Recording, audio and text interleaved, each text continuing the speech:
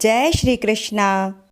अश्विन मास के शुक्ल पक्ष की एकादशी तिथि को पापाकुंशा एकादशी मनाई जाती है।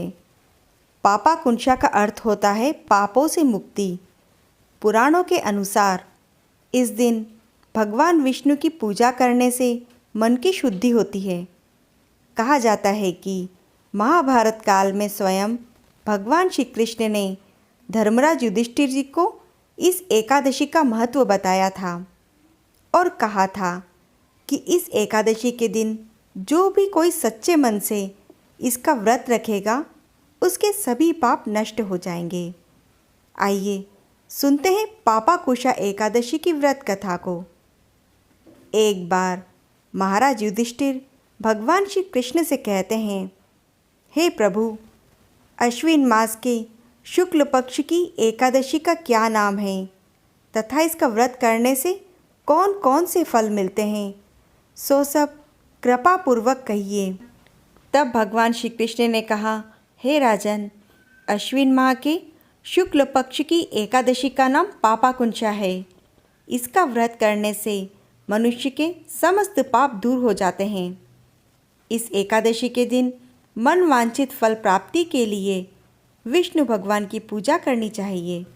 जो मनुष्य कठिन तपस्या के द्वारा फल प्राप्त करते हैं, वह फल इस एकादशी के क्षीर सागर में शेष नाग पर शयन करने वाले विष्णु भगवान को नमस्कार करने से ही मिल जाता है और मनुष्य को यम के दुख नहीं भोगने पड़ते।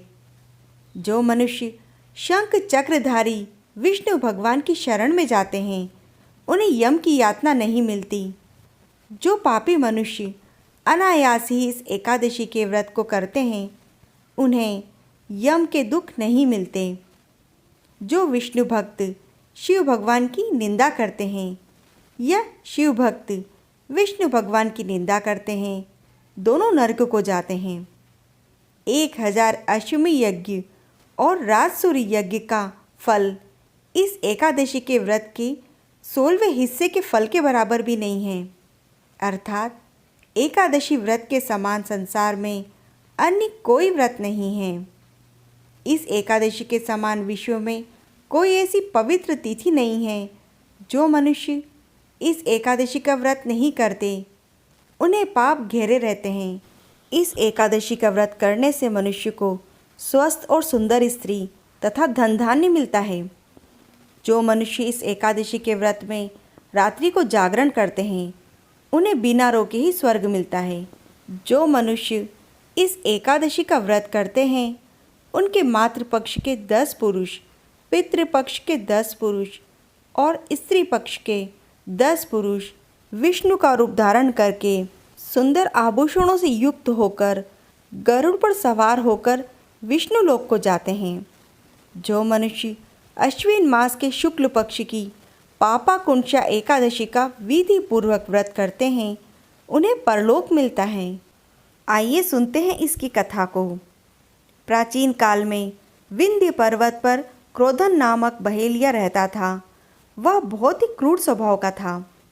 उसका सारा जीवन हिंसा, लूटपाट, गलत संगति व पाप कर्म में निकल गया। जब उसका अंतिम समय आया, तब यमराज के दूत बहेलिये को लेने आए और यमदूत ने बहेलिये से कहा कि कल तुम्हारे जीवन का आखिरी दिन है और कल हम तुम्हें लेने आएंगे।